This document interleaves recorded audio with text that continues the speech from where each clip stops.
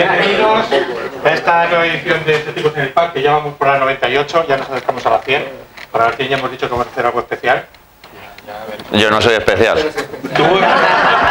Tú te aproximas bastante a lo especial. O sea, el 98 es muy especial, el 99... Vaya mierda de elogio, de verdad. Vaya mierda de elogio. Lo siento, Ramón, era la fecha que... Ya está. Bueno, no hace falta que presente a Ramón.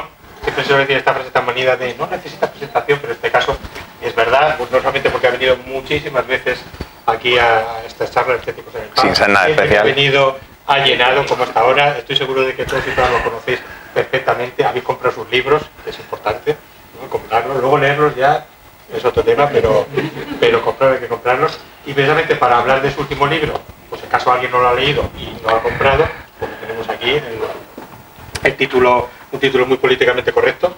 ¿Por qué pollas haces eso? Pero directo al grano. Y nada, pido para Ramón un fuerte aplauso.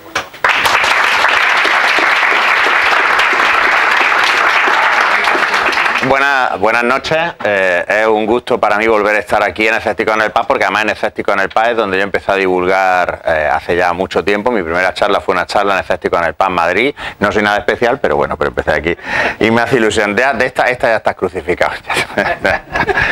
ya para el resto. Bueno, el título de la charla, que es el título del libro, es ¿por qué Polla hace eso? Porque la pregunta fundamental de la psicología, yo soy psicólogo, es ¿por qué hace eso? ¿Por qué hacemos las cosas que hacemos? ¿Por qué hacemos lo que hacemos? Y como soy de Granada, pues ¿por qué Polla hacemos eso? Porque ya está, porque en Granada somos así. Yo soy Ramón Noguera, soy psicólogo, he sido profesor universitario hasta justo el año pasado, en temas sobre todo relacionados con psicología de las organizaciones. Llevo trabajando como psicólogo en consulta desde el año 2001 y también dedicándome a la divulgación acerca de psicología, entre otras cosas, además de muchas charlas. He colaborado en la SER con Ángeles Barceló, con una sección de psicología basada en la evidencia. He publicado tres libros, hay gente que piensa que son un desperdicio de tinta. Pero así le doy de comer, pienso bueno, a mis tres gatos. La parte de... Vale, estos son mis tres gatos, entonces en vez de comprarles pienso de mierda del Mercadona, pues si compráis mis libros, pues les podré comprar pienso mejor, ¿vale? Esto es una manipulación burdísima, pero evidentemente no voy a sacar fotos de mi hija, que son menores y tal. Entonces hoy de lo que vengo a hablaros es del análisis funcional. Y el análisis funcional es la tecnología que usamos los psicólogos conductistas para entender por qué la gente hace cosas y modificar por qué hacemos cosas. El conductismo es una cosa que yo comparo mucho con el marxismo. No pretendo convencer a nadie que sea marxista ahora, aunque sí pretendo hacer un poco conductista. Pero se parece mucho al marxismo en el sentido de que la gente lo da por muerto y el muerto está muy vivo, y en segundo lugar, cuando las críticas que se hacen al conductismo, como con el marxismo, son esas de gente que no ha salido un libro del tema ni por el canto, sino que normalmente lo que hacen es que repiten lugares comunes que no tienen que ver con la realidad del conductismo. Que al conductismo se le pueden criticar muchas cosas, como a cualquier idea o pensamiento que haya habido nunca. Lo que pasa es que, coño, ya si vamos a criticarlo, pues por lo menos vamos a criticar el conductismo por las cosas que dice y no por las cosas que no dice o las que a ti te parece que deberían decir. Porque además este muerto está muy vivo porque está a vuestro alrededor en todas partes. Los que tengáis tarjetas de crédito que van por puntos y que por hacer compras acumuláis puntos que luego podéis canjear por otras cosas, eso es una economía de fichas, eso es un desarrollo de la psicología conductista. Estos chismes, de los que tanto se habla ahora, si son adictivos o no, no son adictivos, pero sí es cierto que en el diseño y el desarrollo de las aplicaciones se utilizan principios de modificación de conducta que yo os voy a explicar para que los usemos más y pasemos más tiempo utilizándolos. La mayor parte de nuestra sociedad está construida sobre reglas verbales. Las reglas verbales son analizadas, descritas y explicadas por el conductismo, con lo cual, si yo hago bien mi trabajo, saldréis de aquí interesados no solo en compraros mi libro, porque además una cosa que os voy a decir sobre mi libro no os va a enseñar a hacer análisis funcional. Mi libro es un texto que pretende precisamente ser puramente introductorio, un aperitivo. De hecho, al final del libro lo que hay es una lista de libros, de manuales de verdad de análisis funcional, para que si queréis estudiar más, estudiéis más y aprendáis más. Pero yo lo que pretendo es abriros el apetito por esto. Si lo hago bien o no, lo veremos al final de la charla. Primero voy a explicaros que el análisis funcional, esto es una parte que cuando tú la lees en un manual es filosofía del conductismo. El conductismo es una filosofía de hacer psicología, una forma de hacer psicología, y esto es muy árido. O sea, yo soy un fan de esto y a mí se me secan los ojos, quiero decir, así que voy a ser breve para que no os aburráis mucho. El análisis funcional es una tecnología que intenta entender la conducta. Los psicólogos conductistas intentamos explicar el comportamiento sin aludir a explicaciones místicas o internas de inconscientes, traumas, niño interior, apego, tus muertos pisados, tu signo del zodíaco, no sé qué. Si la teoría del apego, que es, académicamente es un zombie, está muerta, pero tiene una nueva vida gracias a las redes sociales, como casi todas las pseudoterapias de mierda. ¿Y ya no hemos quedado sin presentación? No, menos mal. Los conductistas pensamos que la conducta se puede explicar por sí misma y que la conducta está sujeta a unas leyes, de forma que cuando alguien se comporta, nosotros podemos explicar esto sin tener que inventarnos estructuras internas. ¿Por qué las estructuras internas son problemáticas? Porque muchas veces son circulares. Os voy a poner un ejemplo que es la crítica más típica que se le hace al modelo biomédico y a la etiqueta diagnóstica. Vamos a suponer que, ¿cómo te llamas? Rosa tiene una depresión. ¿Cómo sabemos que Rosa tiene una depresión? Porque Rosa se comporta de una determinada manera. Los médicos no tienen ningún depresómetro que le pasen así y le midan la depresión. La depresión, de hecho, las hipótesis basadas, por ejemplo, en desequilibrio de neurotransmisores, las revisiones más recientes publicadas en Nature Molecular Psychiatry por Joanna Moncrieff, dicen lo que llevamos décadas diciendo, que esta hipótesis no tiene ni ha tenido nunca evidencia y deberíamos abandonarla. Sabemos que Rosa está deprimida porque se comporta de una manera que hemos decidido que se llama depresión. Pero fijaros entonces que caemos en una explicación circular. ¿Por qué Rosa se comporta así? Porque está deprimida. ¿Por qué está deprimida? Porque se comporta así. ¿Cómo sabemos que fulanito tiene un complejo de Edipo no superado? Si fuéramos psicoanalistas y que le llamamos mierda. Porque fulanito se comporta de una determinada manera, pero ese complejo de Edipo no lo ha visto nadie, no lo puede ver nadie, porque es interno. Y dentro de nosotros no podemos acceder a la experiencia. Yo no puedo acceder a lo que piensa Rosa, yo no puedo acceder a las sensaciones que Rosa tiene. Así que para saberlo, necesito que Rosa se comporte, que es hablar, por ejemplo, y decir, me estoy pensando, ¿qué coñazo me está dando este tío? Acaba de empezar la charla, me queda una hora de mi vida, ¿para qué me sentaría yo en primera fila? ¿Vale? Entonces los conductistas decimos, no, la conducta es una cosa que se explica por sí misma, de acuerdo con unas leyes que os voy a intentar esbozar. Entonces la conducta es cualquier respuesta a cualquier estímulo, y esa respuesta puede ser visible o no. Si Rosa, por ejemplo, bueno, ya te dejo en paz. Ya está bien. No, ya, tú quédate deprimida ahí. Si Juan, por ejemplo, ahí al fondo, resulta que tiene una sensación de sed y busca agua, eso es una conducta, aunque tú no veas a Juan, no sepas que está buscando agua. Si, ¿tu nombre? Laura. Si Laura piensa, madre mía, que turra este tío, eso es una respuesta privada.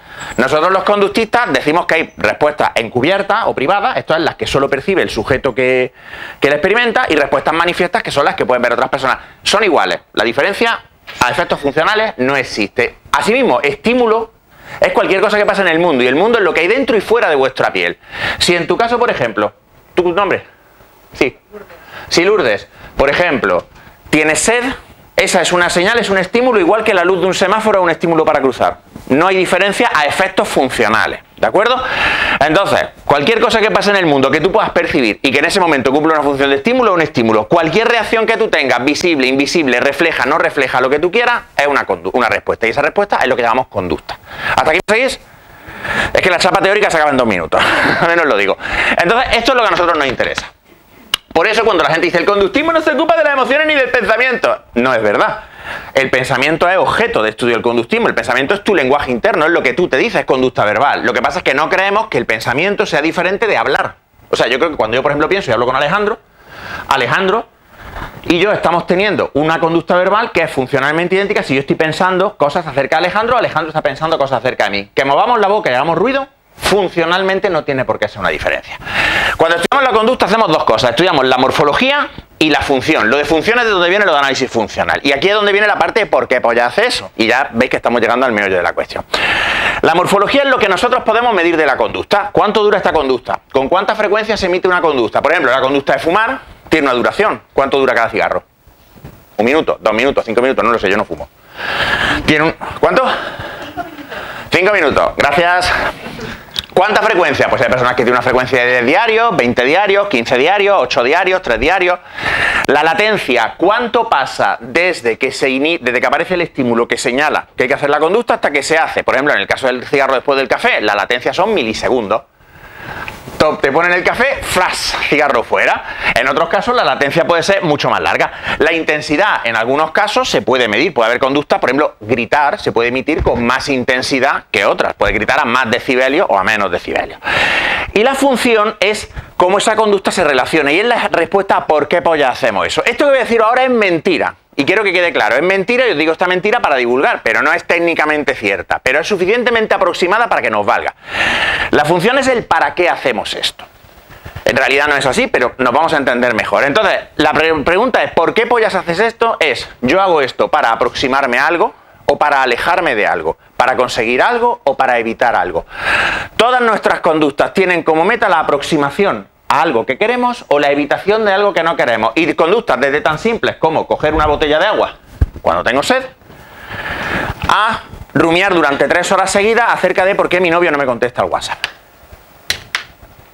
Todas esas conductas tienen un para qué. Por eso los conductistas, por ejemplo, no nos gusta hablar de conductas disfuncionales. Porque todas las conductas tienen una función. Todas. La persona que se droga para algo.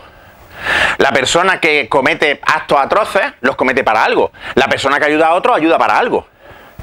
Tampoco hablamos de conductas desadaptativas, y cuando hablemos de problemas psicológicos como la depresión o la ansiedad, lo que veremos es que esas conductas son adaptaciones, son intentos de adaptación al contexto. Lo que pasa es que son intentos de adaptación que no salen bien, pero la persona se está adaptando a su contexto. Nosotros hablamos en todo caso de conductas problemáticas, porque, y esta es la primera idea que yo quiero que saquéis, la conducta no se puede entender nunca recurriendo solo al individuo. Nunca podemos explicar la conducta diciendo que, por ejemplo, el caballero de ahí, ¿te llamas? Jesús es introvertido o es extrovertido, porque eso no es verdad. Jesús no es nada. ¿Qué decir? No es nada, por supuesto, Jesús es una persona. Pero Jesús no es extrovertido de la misma forma que a lo mejor Jesús es alto, o es rubio, o es moreno, porque eso son cualidades medibles. Yo tengo los ojos de un color oscuro. Entonces eso no cambia. Pero en cambio, Jesús es extrovertido, ¿en qué contexto? ¿Comparado con quién? ¿En qué situaciones? En algunas situaciones será extrovertido. Además, variará según la definición que hagamos. Esto es uno de los problemas que tienen los problemas psicológicos, los trastornos, cuando los conceptualizamos como enfermedades, que es una cosa a lo que los psicólogos conductuales nos oponemos. Y es el problema que tiene el modelo biomédico a la hora de explicarlo. Os pongo un ejemplo muy tonto. En el año 1990, el DSM-3, el Manual Estadístico Diagnóstico de Trastornos Psiquiátricos, decide que la homosexualidad ya no es un trastorno psiquiátrico. Y como bien dice Allen Frances, el psiquiatra que participó y dirigió la redacción de la siguiente edición del DSM-4 y que ahora es un crítico enorme de las clasificaciones diagnósticas, en ese momento millones de personas no solo dejaron de estar enfermas, es que nunca lo habían estado. ¿Por qué? Porque la homosexualidad no es una enfermedad ni es una no enfermedad. Es simplemente un comportamiento que en algunos contextos lo veremos de una forma o de otra. Ha habido momentos de la historia humana en la que escuchar mensajes de Dios no solo no era una conducta problemática, sino que encima era una cosa que podía estar hasta guay. O sea, la gente dirá, qué guapo, ojalá me hablase de la Virgen María a mí también, ¿sabes? Y en cambio ahora cuando alguien llegue y dice, la Virgen María a mí me habla, bueno, puedes ser ministro y tener un ángel de la guarda que te ayuda a aparcar. Eso lo sabemos todos, porque este país, otra cosa no, pero somos absolutamente inclusivos con la gente que oye voces. Pero la realidad es que esto es o no es un problema según el TOC pasa igual. Lavarse las manos 20 veces al día antes de la pandemia, pues era película de Jack Nicholson. Durante la pandemia, ciudadano responsable. Después de la pandemia, ya va variando, pero no nos sorprendemos mucho si una persona se lava las manos frecuentemente. Decimos, bueno, pues ha adquirido este hábito. Mucha gente dice, por ejemplo, que la idea de muchos países asiáticos de llevar mascarilla en transportes públicos, pues es buena idea, contextual todo. Entonces, los conductistas entendemos la conducta como una reacción del organismo a un estímulo para conseguir algo o evitar algo en un contexto determinado. Y la conducta nunca tiene sentido si no es en un contexto. Por eso cuando los psicólogos nos dicen, por ejemplo, ¿y tú qué me puedes decir acerca de mí? Pues no podemos decir nada. Porque no hay nada que decir, porque yo qué sé, tío, te acabo de conocer. Por eso no podemos diagnosticar a alguien, como hacen algunos psicólogos, y me da una vergüenza enorme. No, es que he diagnosticado al político X, el que queráis.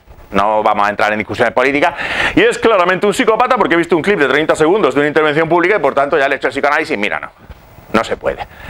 También esa es la razón por la que el análisis de la conducta solo es predictivo cuando ya hemos observado la conducta de ese organismo. Si yo, por ejemplo, por darle un poco más la vara a Lourdes, observo la conducta de Lourdes de tomar café y veo que está asociada a ciertos contextos y ciertas situaciones, yo sí podré predecir cuándo va a tomar Lourdes café.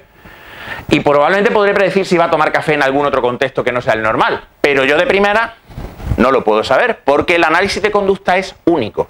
Un análisis de conducta para cada persona y para cada conducta. Por eso cuando la gente dice que los conductistas no atendemos a la subjetividad, pues yo flipo, porque no hay nada más subjetivo y más único que el análisis de conducta de una persona. Entonces, esto es el análisis funcional más simple posible. Pasa algo, yo hago una cosa y después pasa algo. Ese es el análisis más simple, pero con esto ya podéis entender el 70% de las cosas que os pasan. El 70% de las cosas que os pasan se entienden mirando qué pasa justo antes de que se realice la conducta y mirando qué pasa justo después. Y puedo poneros multiplicidad de ejemplos, así que vamos a usar uno sencillo. Por ejemplo, vamos a suponer que una abuela va con un par de niñas por la calle, ¿vale? Y las niñas se ponen a darle el coñazo a la abuela. Vamos a suponer que la abuela primero trata verbalmente de que las niñas dejen de dar el coñazo. Las niñas no responden a las reglas verbales, a esos estímulos. Entonces la abuela les promete que si se portan bien les dará golosinas. ¿Qué pasará? Las niñas establecerán una cadena funcional estando con la abuela, si doy el coñazo, recibo golosina. Y lo que nuestra abuela del ejemplo está haciendo, lo siento mamá, es reforzar, y ahora entenderéis lo que es reforzar, la conducta de dar el coñazo cuando están con ella. ¿Me vais entendiendo? Pues esto es crucial, porque muchas de las cosas que hacéis y que no entendéis por qué las hacéis es porque en realidad algo las está reforzando. No siempre es claro o evidente. Y muchas veces las cosas que hace vuestra pareja que os sacan de quicio las estáis reforzando vosotros o estáis castigando cosas que vuestra pareja hace, cosas que os gustaría que vuestra pareja hiciera y por eso vuestra pareja hace otra cosa. Ejemplo tonto, yo tengo una hija adolescente. Vamos a suponer que mi hija, en vez de ser la encantadora niña que es, pues fuese la típica adolescente que se ve en las series americanas, ¿no? Que no quiere sentarse a cenar con la familia y que se recluye en su cuarto y que cuando viene a cenar no levanta la... No es mi hija, efectivamente. Si cuando ella hace el esfuerzo de venir a cenar conmigo y con la familia y no lleva el móvil encima, yo le digo, hombre, la princesa se ha dignado a venir con nosotros a cenar. ¿Qué estoy consiguiendo? Estoy castigando verbalmente la conducta que yo quiero ver. Por eso, cuando a mí la gente, algunos sobre todo iluminados de la educación, que yo como además tengo 2 hijas en edad escolar, veo unos pocos de estos, hablan de educar sin premio y castigo, yo me descojono, porque es imposible educar sin premios ni castigo, es que es imposible interactuar sin premios ni castigo. El mero hecho de hablar ya está reforzando o castigando ciertas conductas. Si por ejemplo, mi hija pequeña viene con un ejercicio de matemática y hay un error, y yo le digo, cariño, aquí hay un error, tienes que volverlo a hacer, aunque yo esté siendo gentil, amable, yo estoy castigando eso porque yo quiero que esa conducta no se repita. Yo quiero que emita otra conducta diferente. Por eso, siempre para entender la conducta, ¿qué pasa justo antes? ¿Qué pasa justo después? La clave siempre va a estar ahí. Ni personalidad, ni apego, ni trauma, ni complejo de Edipo, ni inconsciente, ni polla de vinagre. Todo esto es como hablar del Espíritu Santo o de los ángeles. Es exactamente igual.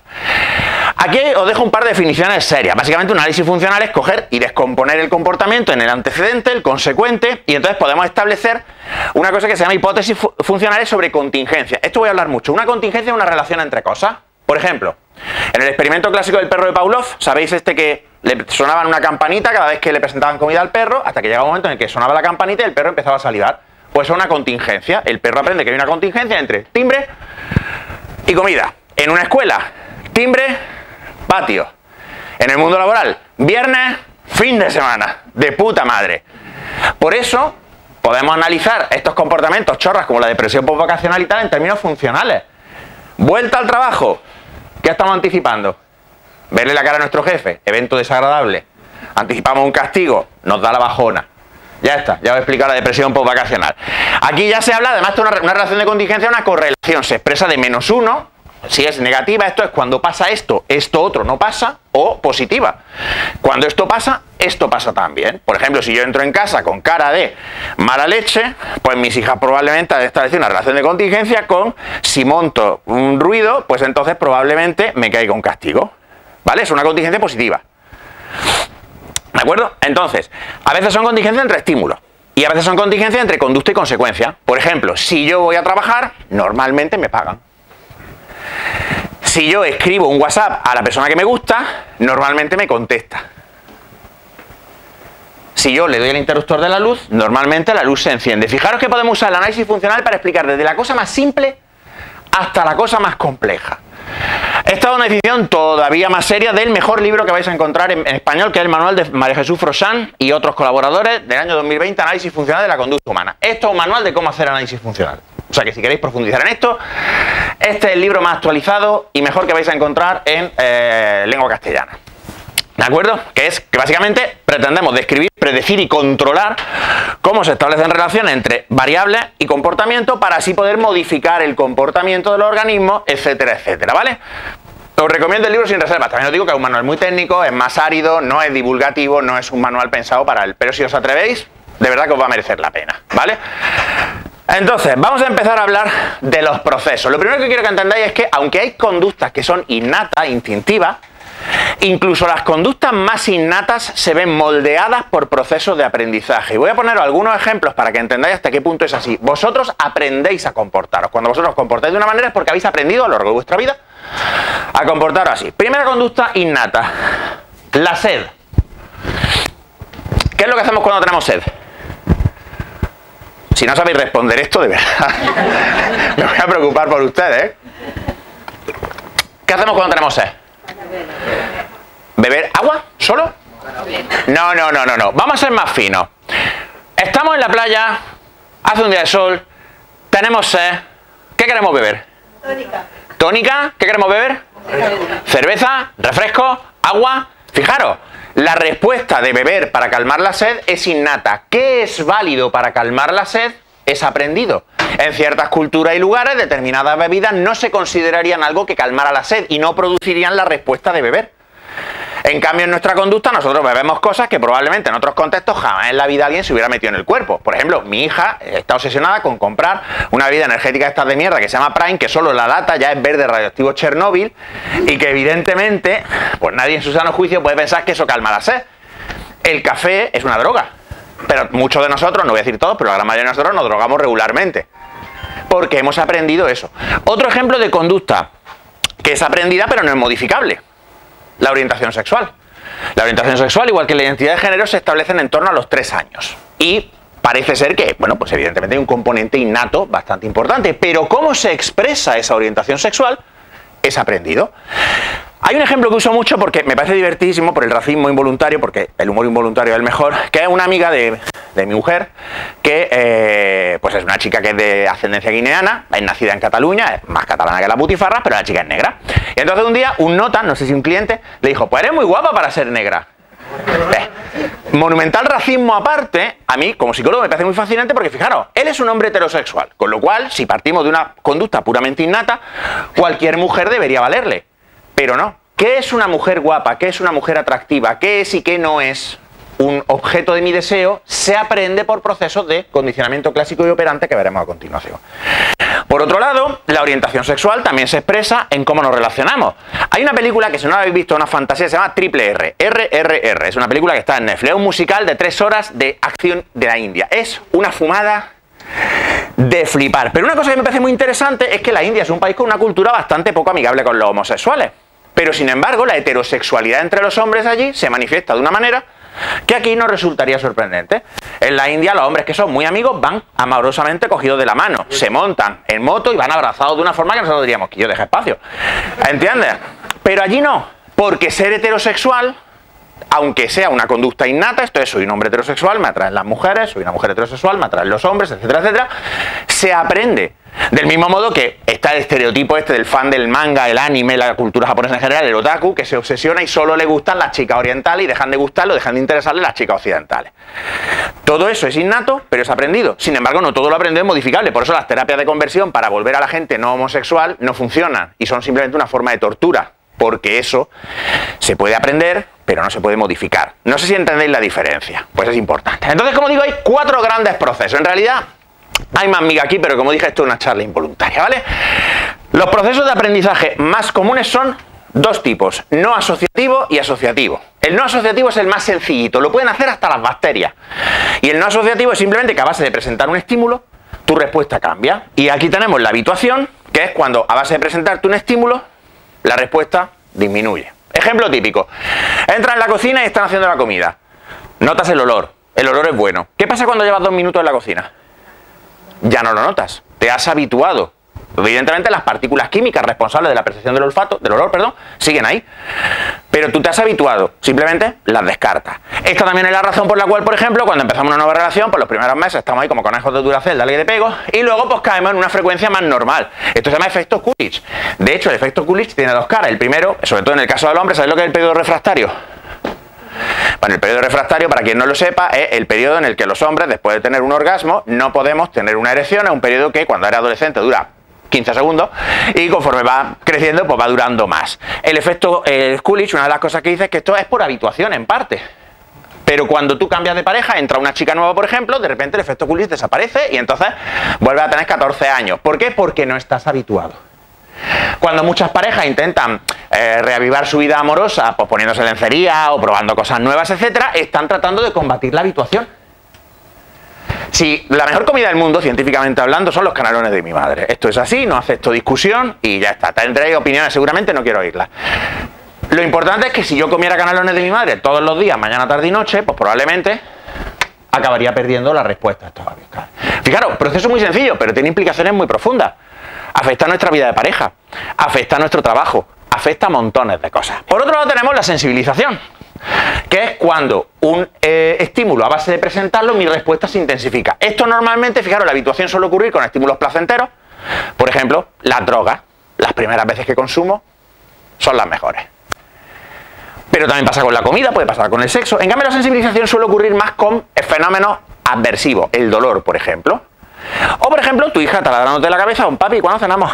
Papi, ¿cuándo cenamos? Papi, ¿cuándo cenamos? Papi, ¿cuándo cenamos? Papi, me desbloquea el móvil, papi, me desbloquea el móvil, papi, me desbloquea el móvil.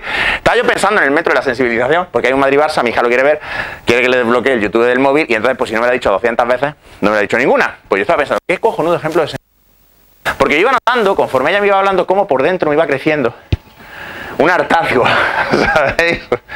Que en realidad dentro no me va creciendo nada, porque yo dentro lo único que tengo son tripas, igual que todos vosotros. Pero bueno, me vais entendiendo, ¿no? De nuevo, la sensibilización, por ejemplo, se ven los problemas de pareja. En los problemas de pareja, las conductas que cuando no estabas en crisis te causaban apenas un ligero malestar, te van hinchando cada vez más las narices, hasta que llega un momento en el que las pequeñas cosas que hace tu pareja, que antes no te molestaban, ahora son absolutamente insoportables y disparan una reacción absolutamente desorbitada. ¿Por qué? Porque está achicharrado. Pues estar achicharrado lo llamamos técnicamente estar sensibilizado. ¿De acuerdo? Estos son los dos procesos, se llaman no asociativos porque no implica hacer asociaciones nuevas. Simplemente mi respuesta cambia por el mismo estímulo, ¿vale? Pero, si voy muy rápido, hago una cosa. Yo no soy muy partidario de los turnos de preguntas, perdonadme. Porque normalmente cuando llegas al final, la gente ya está hasta los huevos, quiere cenar o se le han olvidado las preguntas. Si alguien quiere levantar la mano y hacer alguna pregunta, por favor, sentiros completamente libres, ¿vale? De hacerlo. Si no, pues ya está. Pero la madre del cordero suelen ser los dos procesos de aprendizaje asociativo. Y se llaman asociativos porque se crean asociaciones nuevas que el organismo no había hecho antes. Y aquí tenemos dos modelos. El clásico, el condicionamiento, el perro de Pavlov. ¿De acuerdo? Resumiendo mucho, el condicionamiento clásico es el proceso por el que un estímulo que antes te la sudaba, no te provocaba ninguna reacción, ahora provoca algún tipo de reacción, porque se ha emparejado con algo que de forma innata la produce. Ejemplos clásicos. Empieza una relación. Esa persona era un estímulo neutro, pero conforme tú vas teniendo contacto positivo con ella, por ejemplo, relaciones sexuales, esas sensaciones agradables que acompañan a la actividad sexual se asocian al resto de la persona, al complejo estimular que es esa persona. Y por eso cuando ves a esa persona, sobre todo al principio, pues te pones contento. Sobre todo en los pantalones. Te pones contento. Y esa es la razón por la que, por ejemplo, cuando vas a sitios con tu pareja, el estar en esos sitios sin tu pareja también evoca... Bueno, los psicólogos decimos elicitar cuando hablamos de condicionamiento clásico porque queremos decir que es una relación directa. Si aparece el estímulo, aparece la respuesta 100% seguro. ¿Vale? En el condicionamiento clásico, si aparece el estímulo, aparece la respuesta. Si yo condiciono, por ejemplo, con mis hijas, el ir a comer, por ejemplo, a mí no me gusta la comida rápida, a mí no me gusta el Burger King, no me gusta el McDonald's. Pero cada vez que mi hija y yo viajamos al aeropuerto del Prat, ellas quieren comer en el McDonald's porque tienen la suerte de que además son niñas y pueden comer mierda y les da igual porque tienen un organismo que se lo permite. Cuando yo paso por el aeropuerto, aunque no vaya con ella, y paso por delante del McDonald's, normalmente yo experimento emociones positivas, porque me acuerdo de estar en el McDonald's con mis niñas súper felices comiéndose sus hamburguesas de mierda. Eso es condicionamiento clásico. Claro, esto tiene una cara oscura. Por ejemplo, si yo fuera un padre maltratador, el escuchar el sonido distintivo de mi llave entrando en la puerta provocaría en ella una reacción de miedo. Condicionamiento clásico. Por eso cuando tú rompes con tu pareja, escuchas la canción con la que antes siempre estabais tan felices los dos y te entra toda la bajonaza. Condicionamiento clásico. El condicionamiento clásico, además, es lo que explica la adquisición de fobias. Por ejemplo, las fobias se adquieren por condicionamiento clásico. Tienen una experiencia aversa, sea en persona o sea observacionalmente, con un estímulo y asocia ese estímulo a una reacción de ansiedad. Ni traumas ni historias, puro aprendizaje. La aversión adquirida al gusto, que es una forma de condicionamiento especialmente potente porque nos sirve para identificar cosas venenosas y no volverlas a comer. La mayoría de las reacciones de ansiedad. El lenguaje se aprende por condicionamiento clásico.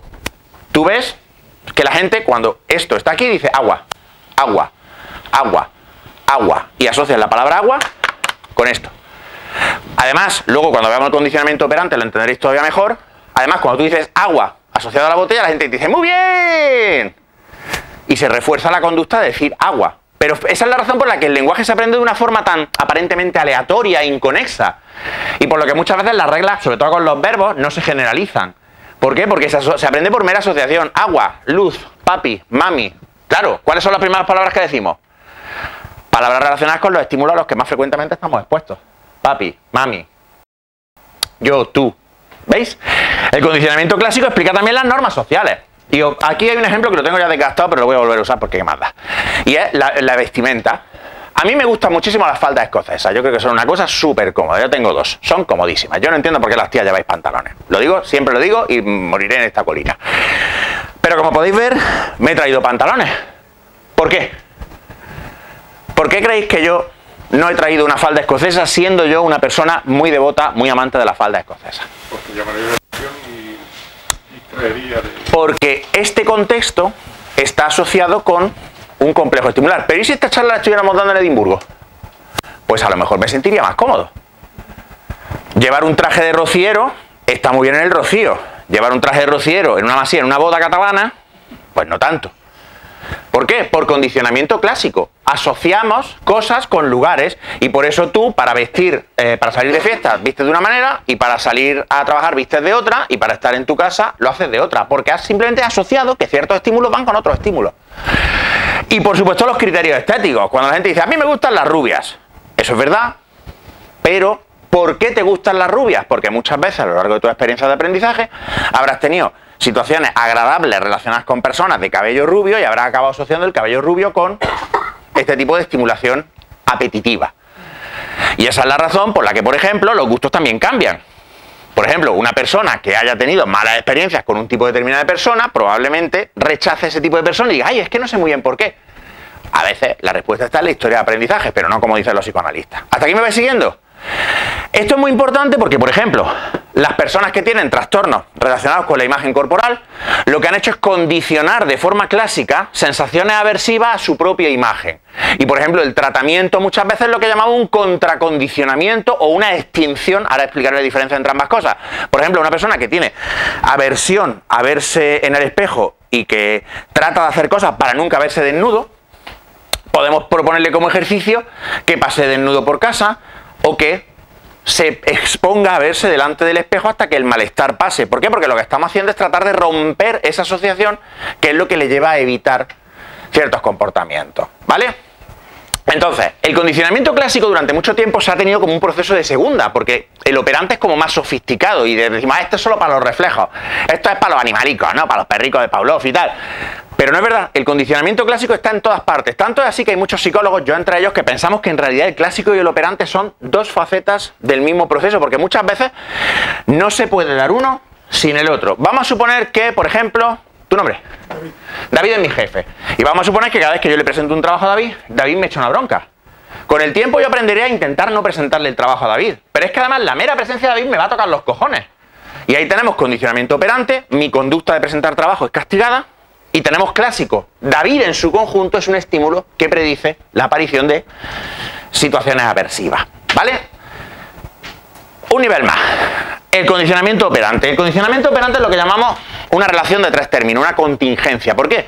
Porque se compone de una señal que te dice tienes que actuar, una respuesta que tú emites, que es tu conducta, y una consecuencia.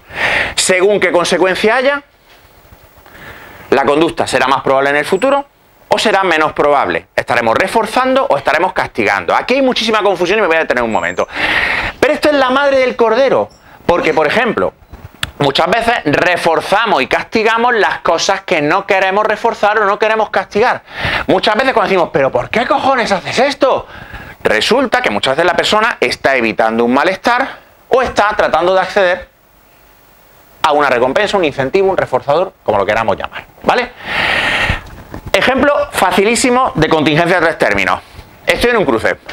El semáforo se pone en verde. Esto es lo que llamamos un estímulo discriminativo. Un discriminativo es una señal de que aquí hay que actuar.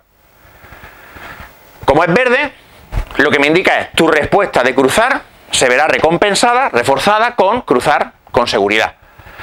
Si el semáforo está en rojo, es un estímulo discriminativo, lo llamamos delta, que indica que la conducta de cruzar no será recompensada, será castigada. Pero fijaros, esto diré, bueno, esto es una pollada, cruzar semáforo, chorrada. Pero claro, vosotros pensad en vuestras propias relaciones personales. A que todos hay veces que entráis en vuestra casa y según la cara que tiene vuestro padre, vuestra madre, vuestra pareja, vuestros hijos, pensáis, le iba a hablar de esto, pero mejor no. Eso es una contingencia de tres términos. Si yo, por ejemplo, ¿tu nombre? Laura. Yo soy compañero de trabajo de Laura y tengo que plantearle un problema con un cliente y yo ya he aprendido que Laura, cuando tiene cierta configuración facial, presentarle problemas normalmente lo que va a llevar es que se caga en mis muertos. Contingencia de 3 términos: estímulo delta, la cara de Laura; respuesta operante, decirte el problema; castigo positivo, me cago en tus muertos. Claro, esto parece una simplonería, pero ahora pensad, por ejemplo, ¿por qué nos cuesta tanto soltar el móvil? Porque cuando hay un discriminativo, una notificación, hay una alta probabilidad de que la respuesta de mirar el móvil sea reforzada con un mensaje de alguien que nos importa, o un meme de un gato gracioso, o la evitación del aburrimiento. Los móviles no son adictivos porque son adictivos. Los móviles los usamos mucho porque, entre otras cosas, nos sirven para evitar estar aburridos. Ya está, y son conductas con un coste muy bajo de emisión. Del coste de emisión hablaremos también. Pero entendémoslo con condicionamiento operante. Pues ahora vamos a la clínica. Ahora vamos a pensar, por ejemplo, en una fobia. Vamos a suponer una persona que adquiere una fobia por condicionamiento clásico. Os pongo un ejemplo real de mi consulta con los nombres cambiados. Yo tuve una paciente, una chica jovencita, que tenía una tremenda fobia a las palomas y a los pájaros. Y eso en Barcelona es una putada. Primero, porque hay zonas como Plaza Cataluña que no te puedes acercar. Segundo, porque en general la conducta de estar con los amigos en una terraza, ella no la podía realizar sin sentir una ansiedad muy grande. ¿Por qué? ¿Y si una paloma se posa? ¿Y si se acerca? Además, las palomas no tienen vergüenza, es decir, las palomas se acercan y te cogen la comida. Entonces esta chica relata que en su infancia pequeña, con 4 o 5 años, ella había ido a visitar a su abuela, que vivía en una aldea gallega, y la señora, pues que era una señora de campo, pues no tuvo otra ocurrencia que coger una gallina y echársela a la cría. Claro, la gallina, ¿qué hizo? Pues ponerse a aletear y hacer ruido y tal, y eso a la cría le asustó mucho. La cría condiciona la gallina con la respuesta de ansiedad. Entonces se produce un proceso de generalización, que es este estímulo, la respuesta a este estímulo la generaliza a otros estímulos, en general cosas que tengan plumas. Y entonces aquí entra la parte operante. Y aquí lo vais a entender muy bien. Hay 4 posibles consecuencias, yo he puesto 5, pero hay 4, ¿vale? Pero luego la quinta entenderemos lo que es. Primera, podemos castigar la conducta o reforzar la conducta. Reforzar es cualquier cosa que haga más probable la conducta en el futuro. Castigar es cualquier cosa que la haga menos probable. Ya está. No tiene que ver con incentivos. A veces el dolor puede ser un reforzador. No tiene que ver con el placer. A veces el placer puede ser un castigo. ¿De acuerdo? Cuidado con eso. Recordad siempre que las cosas son castigos o reforzadores según el efecto que tienen en la conducta, no en sí mismo. Ahora explicaremos más esto. Entonces, tú puedes reforzar o castigar. Y este reforzador o castigo puede ser positivo o negativo. Positivo o negativo en psicología no tiene que ver con bueno o malo, tiene que ver con aritmética, es añadir o quitar. ¿Vale? Lo vais a entender en un momentito. El castigo positivo es cuando yo hago algo y aparece un estímulo que es aversivo. Por ejemplo, Laura, es que ha llamado el cliente este que dice que los planos que le mandaste, no sé qué, me cago en tus muertos. Castigo positivo. Castigo positivo. ¿Es bueno para mí? No, pero es positivo porque hay un estímulo que es me cago en tus muertos que antes no estaba. Vale. Castigo negativo. Niña, ¿habéis ordenado vuestra habitación? No. No hay play. Retiro, resto, sustraigo unos estímulos que son apetitivos. Una multa o un castigo negativo. Pero fijaros que no hablamos de si es bueno o malo, hablamos de que quitamos cosas, ¿de acuerdo? Entonces, lo que yo espero que aprendan, que ya os digo que no, porque son insensibles a las contingencias, es que cuando no ordeno mi cuarto, no tengo play y entonces ahora menos probable que mi cuarto se quede desordenado. Ya os digo que la vida es más compleja y por eso así simple no funciona. Luego tenemos el reforzador positivo, que es, por ejemplo, pues si tú, ¿cómo te llamas? Marc. Si Marc se pone esa camisa y digo, hostia Marc, qué camisa más guapa, eso es un refuerzo positivo. Yo presento un estímulo que espero que para Marc sea apetitivo, sea agradable y aumento la probabilidad de que Marc, al menos cuando esté conmigo, discriminativo, se ponga la camisa. Si en cambio le digo, esa camisa te hace todo gordo, estoy castigando positivamente la conducta de ponerse esa camisa. Ahora vosotros pararos a pensar en vuestro día a día cuántas de estas hacemos. Todo el rato estamos reforzando, castigando, reforzando, castigando, reforzando, castigando. Y aquí viene la madre del cordero, el reforzador negativo. Este es el proceso que subyace en una gran parte de los problemas psicológicos y de los trastornos de conducta. El reforzador negativo es lo que ocurre cuando, al realizar una conducta, evitamos algo que es aversivo para nosotros. Ejemplo clarísimo. Vamos a suponer que un día yo salgo por la noche con mi amigo y me paso con las cervezas, que es una cosa que nunca ha pasado ni volverá a pasar, ¿vale? Entonces yo al día siguiente pues me levanto con un resacón de importante. Vamos a fijarnos en el dolor de cabeza, que es un discriminativo. Ese discriminativo yo ya he aprendido que cuando aparece el dolor de cabeza, la conducta de tomar ibuprofeno se va a ver reforzada con la eliminación, negativo, resta del dolor de cabeza. Por tanto, en el futuro, la siguiente vez que yo tenga resaca, será mucho más probable que yo tome un ibuprofeno. Y según la historia de aprendizaje que tú tengas, pues las probabilidades pueden llegar a 100. Porque ya lo tengas. Igual que puede ser que hayas aprendido que otros fármacos no te hacen ese efecto y entonces ya no los tomas. En la mayoría de problemas psicológicos, la base es la evitación. De hecho, psicólogos como Stephen Hayes hablan de que la mayoría de los trastornos son formas de evitación experiencial. Formas que la persona tiene de evitar un contexto que le es averso. Y os voy a poner 3 ejemplos. El primero y más fácil es la ansiedad. Por ejemplo, las personas con fobia no tienen un problema porque algo les dé miedo, porque además muchas veces las cosas que dan fobia son cosas que está bien tenerles miedo. Por ejemplo, la fobia a la altura, el miedo a la altura no es necesariamente malo. Puede ser una conducta prudente. Pero vamos a coger un ejemplo que puede ser el miedo a los bichos, a las arañas, a los insectos. Si yo le tengo mucho miedo a las arañas, pero yo no altero mi vida en absoluto para evitar encontrarme con arañas, yo no tengo una fobia, yo tengo miedo a la araña. Pero si, por ejemplo, yo tengo amigos que les gusta mucho ir de masía, de casa rural, de salida de campo, y yo nunca puedo ir con mis amigos, y dejo de tener contacto con mis amigos porque la perspectiva de encontrarme con una araña me produce tal ansiedad que evito esas situaciones, entonces yo tengo un problema psicológico y tengo una fobia. La evitación puede ser visible o encubierta. Por ejemplo, no voy a preguntar cuántos de vosotros rumiáis, cuántos de vosotros tenéis tendencia a darle vuelta a la cabeza, pero la rumia es una forma de evitación. La rumia normalmente su función es evitar la incertidumbre de aceptar que no sabemos lo que va a pasar. Entonces yo me pongo a darle vueltas porque si le doy suficientes vueltas a lo mejor acabaré llegando a la conclusión de qué es lo que va a pasar y entonces sabré seguro lo que va a pasar y la puta realidad es que no, cariño, no lo sabes, nunca lo vas a saber. O si pienso suficiente sobre lo que ha pasado, a lo mejor encontraré la clave que me permitirá impedir que esto se repita en el futuro. No, cariño, no, esto no va así. Pero como la rumia además, ¿os recordáis la diferencia entre morfología y función? Morfológicamente se parece mucho a la misma conducta que usamos para resolver problemas. La rumia es una conducta fácilmente reforzada negativamente. Me distrae, me evita, me resta la incertidumbre que me causa la situación que estoy afrontando, reduzco mi malestar. Ojo, reducir malestar no quiere decir experimentar bienestar. A veces es elegir entre dos males el menor. Las personas que consumen, por ejemplo, una vez que han establecido la adicción, ya no consumen por el refuerzo positivo de las sensaciones agradables, consumen por el refuerzo negativo de evitar el síndrome de abstinencia. Pero vamos a otro patrón, depresión. ¿Por qué la depresión no es una enfermedad del cerebro? Aunque en el cerebro de las personas deprimidas pasan cosas, sin duda alguna.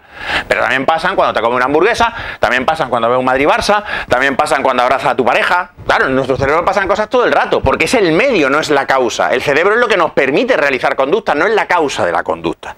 Del mismo modo que los pulmones no son la causa de la respiración, son el medio que nos permite realizar la conducta de respirar. Voy a usar un ejemplo del manual de María Jesús Forján para que entendáis cuál es la diferencia entre depresión y no depresión. Vamos a suponer que en vez de ver a un pesado dando una charla, vaya a ver un concierto. Y vamos a suponer que 2 minutos antes de empezar el concierto, Juan os dice, chicos, acaban de llamar a Ramón, su mujer acaba de morir en un accidente y hay que cancelar el concierto. Evidentemente todos lo entenderíais, ¿no? Hombre, no seáis cabrones. Lo entenderíamos, ¿no? Vale, ahora Ramón, el pianista, tiene 2 posibles caminos ante esto. Vamos a suponer que Ramón adopta el camino de cancelar todos los conciertos, recluirse en casa y empezar a dejar de hacer cosas. ¿Por qué? Porque todo le es doloroso. Quedar con mi amigo es doloroso porque, claro, una y otra vez tengo que explicar qué pasó, cómo fue, cómo me siento, cómo estoy. Tengo que escuchar las mismas mierdas una y otra vez. Ensayar. Claro, muchas veces mi mujer estaba conmigo mientras yo ensayaba. Es doloroso, lo evito. Como voy evitando hacer cosas, dejo de entrar en contacto con las gratificaciones que esas cosas me proporcionan. Porque tocar el piano para mí era muy positivo. Claro, mi vida se vuelve peor. Tengo peor estado de ánimo. Entonces tengo menos ganas de hacer cosas. Con lo que hago menos cosas. Tengo menos gratificaciones. Peor estado de ánimo. Una depresión. Ni serotonina, ni alteración en el núcleo accumbens, ni nada. Aprendizaje. Es un intento mío de adaptarme a este contexto en el que no está mi pareja y evitar el dolor que eso me causa. Claro, es un intento que a medio y largo plazo va a ser desastroso para mí. Pero yo estoy intentando adaptarme. Ahora vamos a suponer que Ramón el pianista hace otra cosa. Vamos a suponer que Ramón el pianista cancela los conciertos cercanos en el tiempo, ¿de acuerdo? Porque, hombre, evidentemente tienes que procesar esto, pero que tan pronto como se ve con fuerza, Ramón empieza a volver a ensayar y empieza a volver a quedar con amigos y empieza a hacer las cosas que antes hacía con su mujer, pero ahora sin ella, y se permite experimentar el dolor y el malestar que eso le causa y se determina a tratar de seguir haciendo cosas aunque le cueste mucho. Pues posiblemente Ramón lo va a pasar fatal, posiblemente Ramón experimentará una tristeza enorme y pasará momentos de mucha angustia. Pero probablemente Ramón no tendrá una depresión, porque Ramón se está manteniendo en contacto con los reforzadores naturales de su entorno. Y por tanto, eventualmente, su estado de ánimo mejorará y por un proceso de habituación, como el que hemos visto, irá superando el duelo. ¿Veis cómo todo se explica así? Y uno más, la psicosis. La psicosis es un problema extremadamente complejo y no pretendo ofrecer una explicación definitiva de nada. Para eso hay gente que sabe mucho más que yo. Yo en psicosis soy un lego, así que voy a hacer una cosa que quiero dejar clara, que es una simplificación de brocha gordísima. Pero hay autores que postulan que, por ejemplo, los delirios, estas ideas extrañas que muchas veces tienen las personas que han pasado por un brote psicótico, como que, por ejemplo, ciertos actos tienen significados y son señales, etcétera, son intentos de estas personas de responder a una experiencia extremadamente anómala, extremadamente confusa. Entonces, claro, nosotros la incertidumbre es de las peores cosas que llevamos. De hecho, la investigación demuestra que la intolerancia a la incertidumbre es el mejor predictor de si vamos a tener un trastorno de ansiedad o no. Es el rasgo central del trastorno de ansiedad generalizada. Entonces, una persona, vamos a suponer que, un caso, una persona tiene por agotamiento, consumo de sustancias, una experiencia sensorial extraña, que su cerebro trata de dar sentido, como por ejemplo pues una aparición de la Virgen. Esa persona va a estar motivada a tratar de explicar lo que ha ocurrido. Y para eso empezará a tratar de reducir el malestar, la incertidumbre, generando explicaciones. Esos delirios pueden ser reforzados negativamente porque en el momento en el que él dice, por ejemplo, esto es de un caso real. Yo el otro día salí a la calle y el tío de un bar salió, iba con una bolsa de basura en la mano. Y yo entendí que eso era un mensaje dirigido a mí, diciéndome que yo era basura y que me tenía que ir del edificio. Y esto a la persona le genera un gran malestar. Claro. Ese intento, esa persona en realidad tiene una preocupación que es la de ser rechazado por haber experimentado un brote psicótico, haber estado ingresado y estar tomando medicación para este tipo de problemas.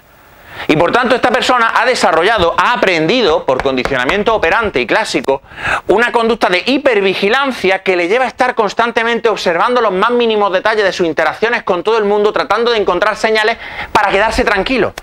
Pero claro, es una cosa que no puede suceder, porque siempre te cabe un y si más. Por eso la clave en las terapias psicológicas es siempre realizar algún tipo de exposición. A veces la exposición es muy evidente. ¿Le tienes fobia a la araña? Bueno, pues de forma gradual te vamos a ir exponiendo estímulos relacionados con la araña de más leve a más fuerte hasta que tú gradualmente te vayas habituando y lo superes. ¿Tienes una depresión? La parte central del tratamiento va a ser ayudarte a programar actividades y realizar actividades que te vuelvan a poner en contacto con las gratificaciones de tu vida y que hagan que tu vida vuelva a ser valiosa. Porque no os engañéis, cuando la gente con depresión dice mi vida es una mierda, tienen toda la razón. Su vida es una mierda. Y por eso los intentos de animar a la gente diciendo no, si la vida es maravillosa, no sé qué. Pues lo que piensan es que le estás cagando el pecho. Porque tienen razón. Porque viene una persona a tu consulta y te dice no, yo es que mira, me cuesta ducharme. Me lleva a pasar 2 semanas sin ducharme. No tengo fuerzas para limpiar mi casa, así que cuando estoy en mi casa me da todo asco. No puedo ir a trabajar, no puedo salir de la cama. No puedo ver a nadie. Pues claro que tu vida es una puta mierda, pues claro que tu vida es una puta mierda. ¿Cómo va? Tu vida es un mojón, pues claro que sí. Lo que tenemos que intentar es mover a esa persona para que haga cosas para que su vida deje de ser un mojón. Pero esa persona no tiene ningún trastorno en el cerebro, su percepción es cristalina. Una persona que tiene una enorme ansiedad social y miedo a ser rechazado, el miedo a ser rechazado es comprensible. Lo que esa persona tiene que aprender es que sus intentos de evitar ser rechazado son un problema mayor que el hecho inevitable de que alguna vez alguien le rechazará. Y de eso va la terapia. Y por cierto, hay una quinta. Os dije que había 4 posibles consecuencias, pero hay una quinta, que es que no pase nada cuando previamente pasaba algo. Y esto lo llamamos extinción.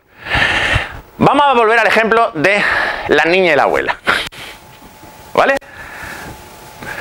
Vamos a suponer que la abuela, por una vez, decide hacerle caso a su hijo psicólogo. Esto nunca ha pasado. Cuando su hijo le dice, mamá, me cago en Dios, por favor, no les compres más chucha a las niñas, etc. Entonces, cuando las niñas forman un pollo, las niñas ya han establecido una contingencia de estímulo discriminativo abuela, respuesta operante montar un pollo, consecuente, Refuerzo positivo, recibís chuches. La abuela no da las chuches. A eso se le llama extinción. Cuando una consecuencia que previamente se presentaba, deja de presentarse. Esto es mucho mejor que el castigo. Y ahora explicaré por qué cuando hablemos de los procedimientos de castigo. Y explicaré por qué el castigo, muchas veces cuando decimos el castigo no funciona, no es que no funcione, pero es que tiene muchos problemas. Cuando hay extinción, además, se da una cosa curiosa, que es lo que se llama el pico de extinción, que es que lo que van a hacer las niñas de primera es liarla el doble. Lo mismo que ocurre cuando entramos en una habitación. Pensad en vuestro dormitorio, ¿vale?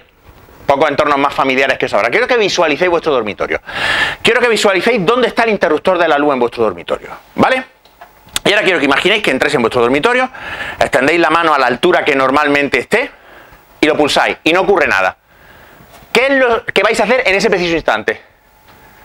Clac, clac, clac, clac, clac, clac, clac, clac. Eso es un pico de extinción. Estás acostumbrada, estás mamoneando ahí con un tío, estás ahí o con una chica, estás pelando la pavilla ahí por WhatsApp y te deja de contestar. ¿Qué es lo que haces? Empieza a escribir, ¿qué? ¿Pasa algo? Oye, ¿dónde estás? Pico de extinción.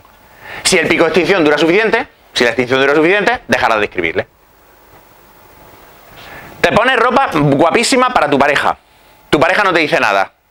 ¿Qué ocurre? Volvemos al chándal. Eso es una extinción operante. La extinción también puede ser clásica. Es lo que ocurre, por ejemplo, si yo estaba acostumbrado a ir al cine con mi pareja y rompo con mi pareja o lo que sea, si vuelvo a seguir yendo al cine, aunque al principio me cause dolor, esa respuesta de dolor asociada se irá extinguiendo gradualmente. Por eso lo mejor para superar la ruptura con tu ex es escuchar en bucle todas las canciones que tenías con ella, ir al cine si ibas al cine con ella, comerte la comida que te comías con ella, tirarte a su hermana. No, eso no. Pero ¿entendéis lo que quiero decir? Romper esos condicionamientos o incluso contracondicionarlo. Condicionar algo que era previamente aversivo con algo positivo. Por ejemplo, de acuerdo con Santiago Benjumea, la razón de que a algunas personas durante el sexo les gusta recibir estímulos dolorosos puede ser un proceso de condicionamiento clásico. Si de manera azarosa tú, mientras estás teniendo relaciones y llega, por ejemplo, el momento del orgasmo, al mismo tiempo recibes un tirón del pelo o recibes un cachete o algo así, tú puedes asociar ese estímulo doloroso con el placer y gradualmente, a base de condicionamiento operante, establecer eso hasta que llega un momento en que dices, pues a mí es que esto me pone. Pero ojo, te pone en ese contexto. Si llega uno por la calle y te tira del pelo, le da una patada en la cara. Y además, seguramente será solo con ciertas personas con las que tengas un vínculo. Si llega un random y te escupe en la boca así por las buenas, pues le das con el codo en la cara. Nos reímos porque son ejemplos muy chorras. Pero quiero que os deis cuenta de cómo esto está en todas partes. Esto es lo que mi compañero Manuel García Tabullo llama adquirir la mirada funcional. Que es cuando tú empiezas a ver todo en términos de análisis funcional. Y una vez que aprendes, ya no puedes desaprender. Y es maravilloso, porque entonces, entre otras cosas, te vuelves mucho más tolerante con la gente. Porque es mucho más difícil enfadarte con la gente cuando entiendes por qué hacen las cosas, por mucho que a veces te hinchen los huevos. Por mucho que a veces te hincha los huevos. Y además te vuelve mucho más eficaz a la hora de no solo modificar tu propio comportamiento, sino además modificar el comportamiento de otros. Porque esto es una cosa que lo digo mucho en terapia de pareja y la gente se enfada mucho conmigo. Que las cosas que te hinchan los huevos de tu pareja las produces tú. ¡No! Entonces tienes que cambiar tu comportamiento. No, pero ¿para qué voy a cambiar yo? Que cambie el otro, ya he cambiado suficiente, no sé qué. ¿Tú qué quieres? ¿Tener razón o que las cosas se hagan? ¿Qué? Sí, hay que tener mucha paciencia. La paciencia y la persistencia son la clave del análisis funcional, porque pensad que cualquier aprendizaje, no sé quién lo ha dicho, pero tiene razón. Cualquier aprendizaje además requiere múltiples ensayos. Y cuando queremos modificar conductas que están muy fuertemente establecidas, a menudo tenemos que realizar muchísimos ensayos de aprendizaje para poder establecer los nuevos comportamientos. Pero fijaros cómo solo estos 4 procesos tan básicos ya explican la aplastante mayoría de cosas. ¿Por qué cruzamos los semáforos en verde? ¿Por qué nos gusta una comida y no nos gusta otra? ¿Por qué vamos a currar a pesar de que es insoportable? Esto lo voy a explicar ahora con las reglas verbales. ¿Por qué hay veces que la mayoría de gente, la gente roba en supermercados y la mayoría no son delincuentes habituales? Y aquí viene la siguiente parte. Las reglas verbales. Ojo, recuerdo, un consecuente no es un reforzador por sus características, es un reforzador por lo que hace en la conducta. Para mí, los pimientos de Padrón no son un reforzador, para otra persona pueden serlo. Para una persona, el dinero puede ser un reforzador, para otra no. Siempre, por eso muchas veces cuando intentamos reforzar, con ciertos incentivos nos sorprende que no funcionan, porque no hemos elegido el incentivo para la persona. Básicamente, el condicionamiento clásico y el operante, como digo, son caras de la misma moneda. Una de las diferencias más importantes es que en el condicionamiento clásico no aprendemos a responder de forma nueva. Simplemente aprendemos a responder ante estímulos que antes no respondíamos, pero las respuestas son las mismas. Por ejemplo, hambre, por ejemplo, deseo sexual, por ejemplo, miedo, por ejemplo, alegría. En cambio, en el condicionamiento operante sí aprendemos, mantenemos y perfeccionamos nuevas respuestas. Pero ahora entramos en la parte que nos diferencia de los animales, de los demás animales, que son las reglas verbales. Skinner escribió un libro en 1957 llamado Conducta Verbal, que es uno de los libros más importantes de la historia de la psicología, en el que explica que los humanos somos capaces, mediante el lenguaje, de transmitir aprendizajes que no han sucedido. Os pongo un ejemplo. ¿A cuántos de vosotros han apuñalado? ¿A cuántos han pinchado con una navaja? ¿A ti? ¿No? Bueno, ¿cuántos de vosotros tenéis claro que es mala idea que te pinchen con una navaja? Hay gente que no levanta la mano y de verdad que me inquieta mucho, ¿eh? Pero ¿cómo lo sabemos? Otro, ¿a cuántos de vosotros han atropellado por cruzar en rojo? A ti. Muy bien, ahí Laura, esa honestidad. Vale, ¿cuántos de vosotros tenéis claro que es mejor no cruzar en rojo? Esto se hace mediante reglas verbales. Las reglas verbales son simplemente una descripción de una relación de contingencia. Si haces esto, pasará esto. Si haces esto otro, pasará esto otro. Fijaros que esa es la explicación de que vayamos a trabajar. Si fuera por el reforzador no iríamos a trabajar, porque los reforzadores y los castigos, y esto es una cosa que se me olvidó antes de decir, tienen que ser inmediatos, contingentes. Por eso, por ejemplo, esto típico de cuando venga tu padre te vas a enterar, y llega tu padre 3 horas después y te echa un puteo, en realidad tu padre está castigando lo que estás haciendo en ese momento que no tiene nada que ver con la conducta castigada. Entonces a lo mejor te está castigando por estar sentado tranquilamente haciendo los deberes. Pero como podemos generar reglas verbales, podemos decir, si voy a currar todos los días, el día 30 me ingresarán la nómina. Si hago esto, pasará esto otro. Por eso decimos que además que las reglas ejercen control verbal antecedente. ¿Por qué? Porque las reglas verbales actúan antes que los estímulos. De hecho, las reglas verbales a veces impiden que nos expongamos a estos estímulos. Si yo tengo una regla verbal que dice que hablar en público es un riesgo, porque si hago el ridículo sería lo peor que yo podría hacer, entonces esa regla verbal me va a impedir exponerme a las contingencias reales de hablar en público. Y por tanto, aprender que, pues, que no es tan terrible, que si no me sale bien no pasa nada, y poder ir aprendiendo y mejorando. Las reglas además son independientes de la realidad. Las personas que tienen fobia tienen reglas que no tienen que ver con la realidad. Una persona que le tiene fobia a las palomas, eso no tiene nada que ver con la peligrosidad de las palomas. De hecho, muchas veces las personas con fobia saben que su regla verbal es irracional, pero por el control antecedente experimentan la ansiedad igual. Gran parte de la terapia es coger las reglas verbales de la gente y pisotearlas y hacerlas trizas y romper el control de las reglas sobre la conducta. Porque en muchos problemas psicológicos lo que está jodido son las reglas. Y bueno, las reglas pueden ser a su vez estímulos condicionados que disparen reacciones emocionales. Por ejemplo, si tú te pones delante del espejo y te dices soy un cuerpo escombro, la regla es un estímulo condicionado que emite, evoca una respuesta de disgusto. Las reglas pueden ser discriminativos. Cuando yo te diga ahora sal corriendo, ahora sales corriendo, discriminativo. Bueno, no, tú no, que no quieres correr de cobarde. Pueden servir para discriminar. Tráeme el champú de la marca HS, el del bote blanco y verde. Eso es un discriminativo. Pueden servir para reforzar. ¿Qué camisa más guapa llevas, Marc?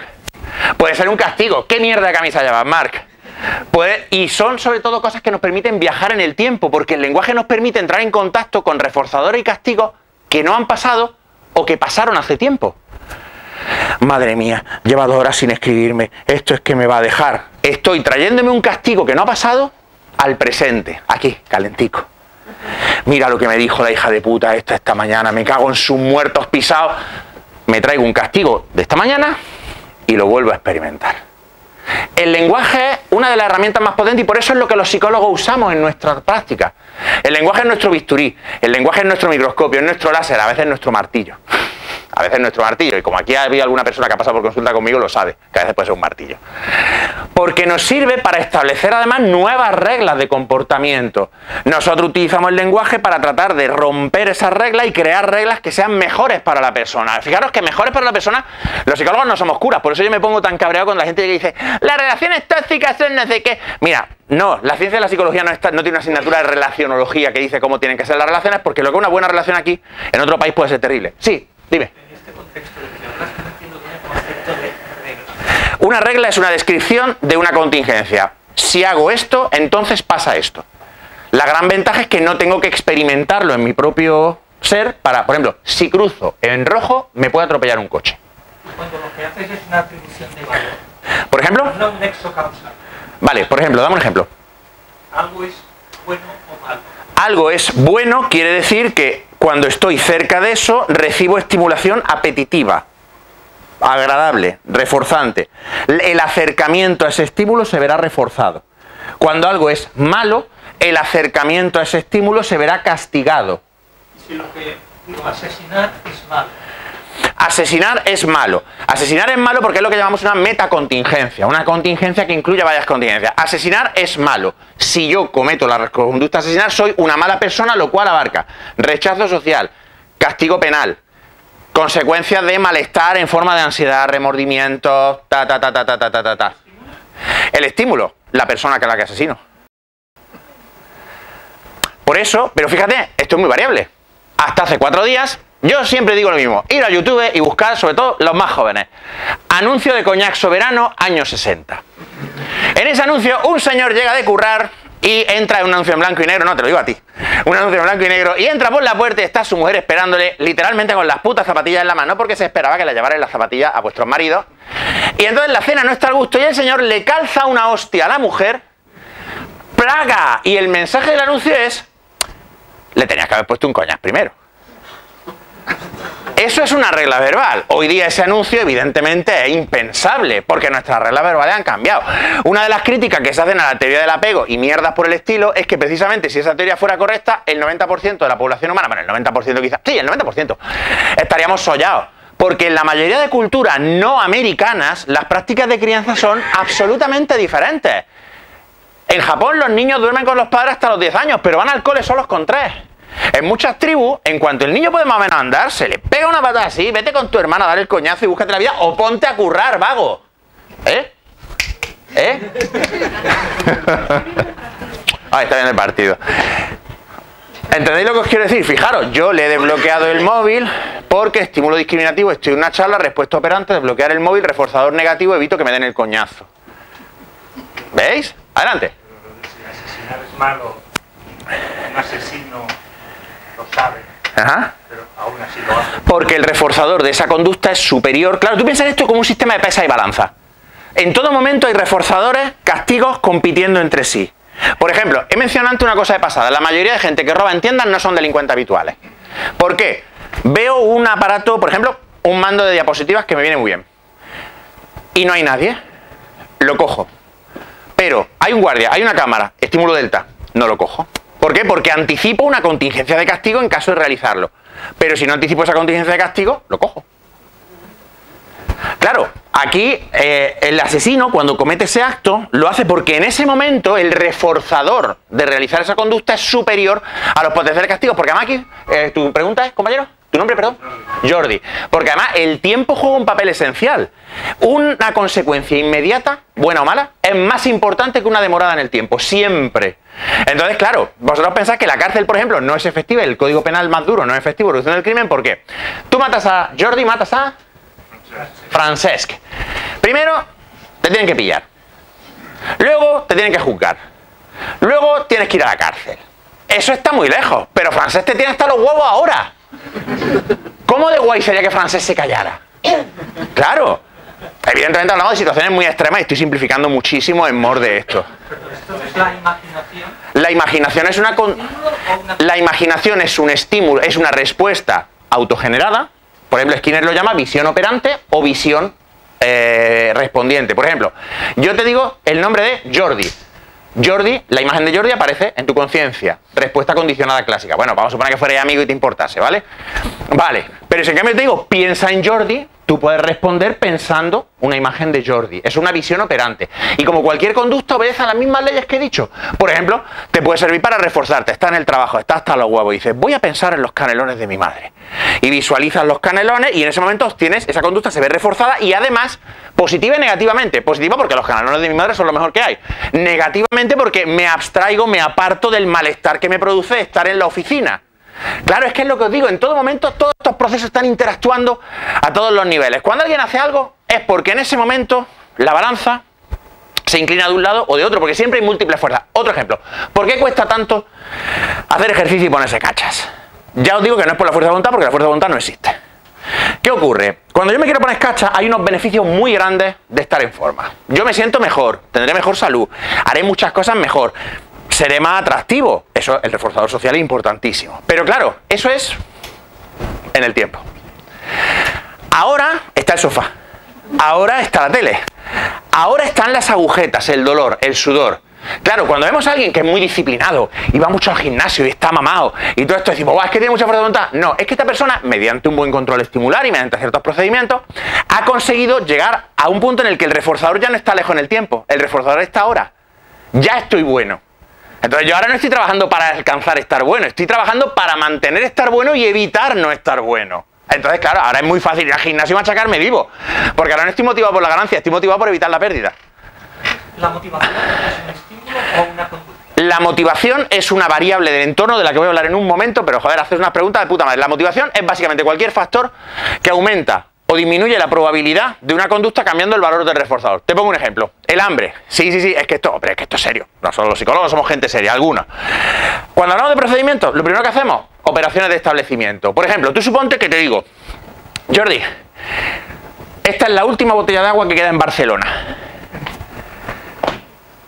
Ahora el valor reforzador de esta botella se acaba de incrementar. Esto es una operación motivadora. Ahora tú suponte que tienes 150.000 botellas de agua a tu disposición. Esto es una operación de abolición. El valor motivacional de la botella disminuye. Si yo me acabo de comer un chuletón... ¿Esto es una regla? Esto es más bien, en este caso, una respuesta incondicionada porque es una respuesta fisiológica. Pero tú suponte, por ejemplo, que te comes... ¿Cuál es tu nombre? Monse me acaba de dar pie a un ejemplo que además me gusta porque hablar de comer y comer es lo mejor que hay. Tú suponte que te comes un cachopo. Un cachopo como tu puta cabeza. Un cachopo es un plato asturiano que es un filete empanado con jamón por dentro y eso es como tu puta cabeza de grande, Monse, como tu puta cabeza con patatas fritas, ¿vale? En ese momento tú acabas de realizar una operación de abolición para comerte un segundo cachopo. ¿Por qué? Porque ahora ya no te apetece otro cachopo. No te entra otro cachopo. Pero... bueno, a la mayoría de la gente se come un cachopo y ya están, ¿vale? Pero acabas de realizar una operación motivacional para tomarte un postrecito, un digestivo, porque ahora el cuerpo te lo pide. El café es una operación motivadora para el cigarro. ¿Veis lo que os quiero decir? Nosotros podemos utilizar muchas veces estos procedimientos para cambiar el valor de un reforzador. Lo más básico que es la privación y la saciación. Cuando yo estoy privado de algo, ese valor, el valor de ese reforzador aumenta.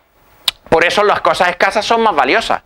En cambio, cuando estoy saciado, tengo acceso libre a ese reforzador. De hecho, eso es otro de los factores, además de la habituación, que influyen en que la mayoría de las parejas, con el tiempo, tienen un cierto declive de la intensidad y la frecuencia de las relaciones sexuales. ¿Por qué? Porque hay una cierta saciación. Yo puedo tener relaciones más o menos cuando queramos los dos y además me he habituado. Por tanto, cuando la gente dice, Ramón, es que llevamos 25 años juntos y hemos bajado un poco nuestro deseo, ya solo estamos 4 o 5 veces por semana, digo yo, poner una medalla de campeones, es un problema psicológico, no es.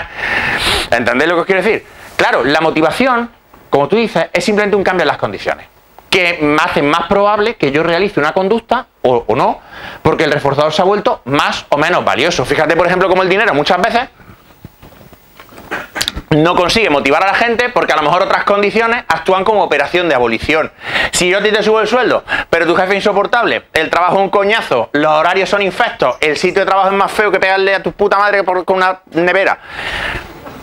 No sé ni lo que estoy diciendo. Pues, por más que yo te suba el sueldo, tú me vas a mandar a cagar, te vas a desmotivar. Pero en cambio, si las condiciones a tu entorno son buenas, tu trabajo está guay, tus compañeros te caen bien y encima te subo el sueldo, pues te vas a poner súper contento. Claro, todo depende de la persona. Claro, entonces de aquí vienen los diferentes reforzamientos y hay un tipo de reforzamiento, ya voy cortando, que es muy interesante. Los programas de reforzamiento son las reglas que dicen cómo se refuerza una conducta. Por ejemplo, cada vez que Monse habla le doy un cachopo. Eso es un programa de razón fija. La conducta de hablar se ve reforzada con un cachopo. Pero quiero llamar vuestra atención sobre los programas de razón variable. Esto es, no siempre la emisión de la conducta se ve reforzada, sino que se ve reforzada de manera intermitente y a veces aleatoria. Esto es lo que ocurre, por ejemplo, con las tragaperras. Cuando nosotros reforzamos una conducta de forma aleatoria, esto es, unas veces sí, unas veces no, y el organismo, la persona, no puede predecir cuándo va a venir el reforzador, pasan dos cosas muy chulas. Bueno, muy chulas desde el punto de vista conductual. Porque para la persona igual una putada. La primera es que la conducta aumenta su frecuencia y su intensidad. La segunda es que se vuelve mucho más resistente a la extinción. Esto es, por ejemplo, lo que explica por qué esta gente, que a veces nos contesta, a veces nos tiene una semana sin hablarnos, luego otras veces nos contesta durante 2 semanas, luego deja de echarnos cuenta 2 días, luego 3 que sí, luego 4 que no, muchas veces parece como que nos quedamos como enganchados. Skinner hace mucho tiempo descubrió que las palomas que no podían predecir cuándo iban a recibir la comida al picar un botón, se hacían polvo picando el botón, se hacían polvo, se hacían pedazos. ¿Por qué? Porque, como no sé cuánto, es lo mismo que pasa con las tragaperras, yo no sé cuántas jugadas le quedan a la máquina antes de darme el premio, pero sé que si sigo jugando, me acabará dando el premio. Y esto explica también la conducta supersticiosa. Saco el santo y llueve, otras veces no llueve, pero otras veces sí. Lo saco por si acaso, lo saco siempre. ¿Por qué? Porque nunca sabes cuándo va a pasar. Esto también quiere decir una cosa. Si volvemos al ejemplo de la abuela y las niñas, y la abuela unas veces les da chuches para que no la líen y otras veces no se las da, no está extinguiendo la conducta, la está haciendo más potente todavía y más resistente a la extinción todavía. Por eso muchas veces cuando decís, es que mi hijo es ingobernable, a lo mejor es que está reforzando algunos comportamientos de forma aleatoria y lo que está haciendo es convertirlos todavía en más fuertes. Y ojo que estoy rascando sobre la superficie, o sea, si intentáis sentaros con el libro Aprendizaje Complejo de Andrés García, yo ese libro me lo leo y me tengo que acostar porque no sé análisis funcional. Ese libro me causa complejo de inferioridad. También muchas veces la conducta la podemos modificar moldeando por aproximaciones sucesivas. Un ejemplo muy bonito es una aplicación que se llama 5K Zombie Run, carrera zombie 5 kilómetros. Es una aplicación que quiere que tú corras 5 kilómetros. Pero no te pide que corras 5 kilómetros. Muchos de nosotros, si nos dicen no tienes que correr 5 kilómetros, pues nada, nos caemos muertos y aquí no ha pasado nada. Es muy lista, lo que hace es que decidimos cuál es la conducta meta. Yo quiero correr 5 kilómetros. Y luego elijo una primera aproximación, que es ponerme la ropa y salir a andar una vuelta a la manzana. Y refuerzo esa conducta. Cuando esa conducta está bien establecida, en vez de una manzana son 2 manzanas. Y cuando llevo 2 manzanas, son 2 manzanas y correr 30 segundos. Y luego son 2 manzanas y correr 1 minuto. Esta aplicación lo hace contándote una historia.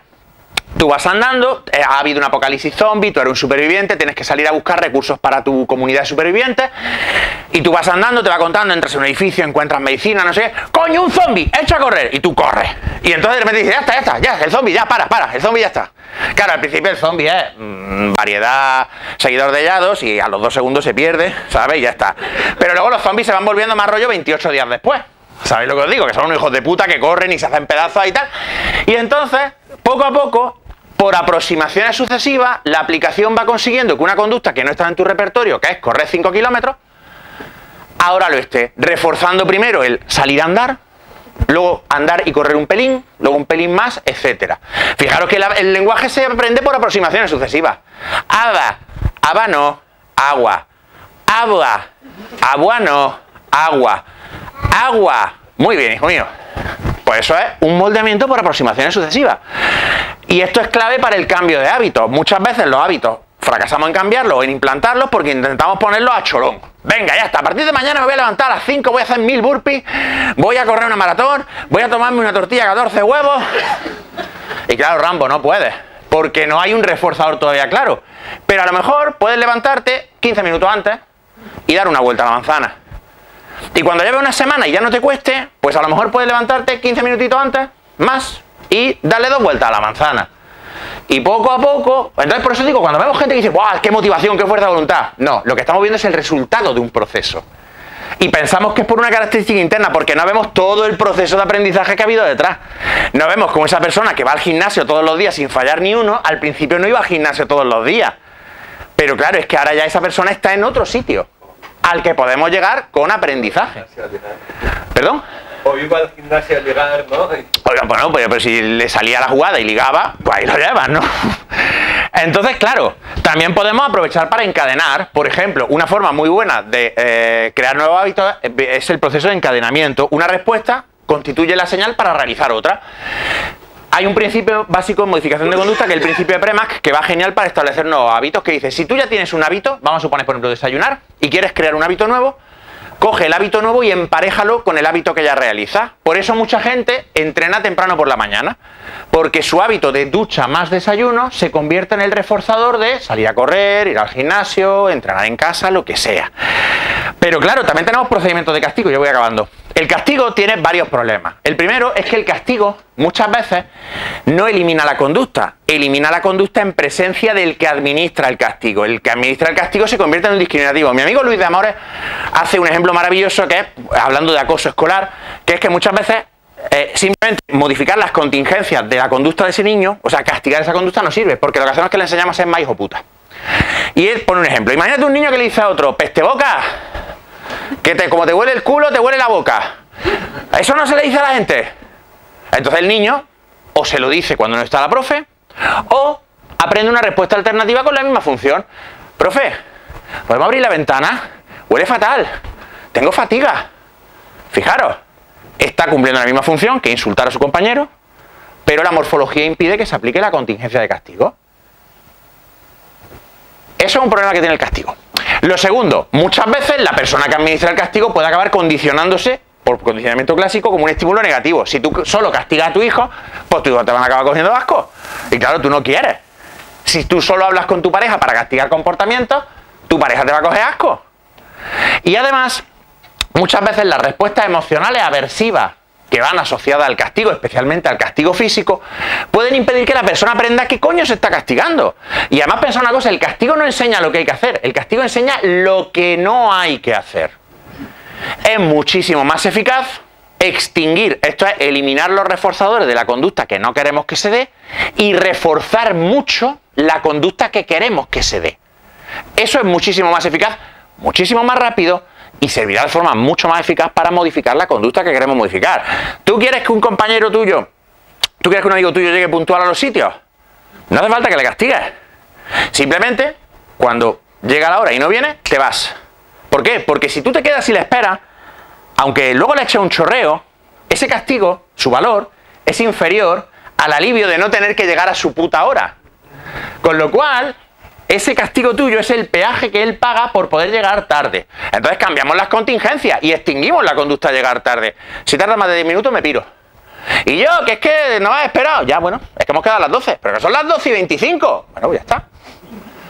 Y cuando llegue bien, cuando llegue en hora, le hacemos la ola, le pagamos una cerveza, nos ponemos súper contentos, le damos besicos, le decimos que es guapísimo.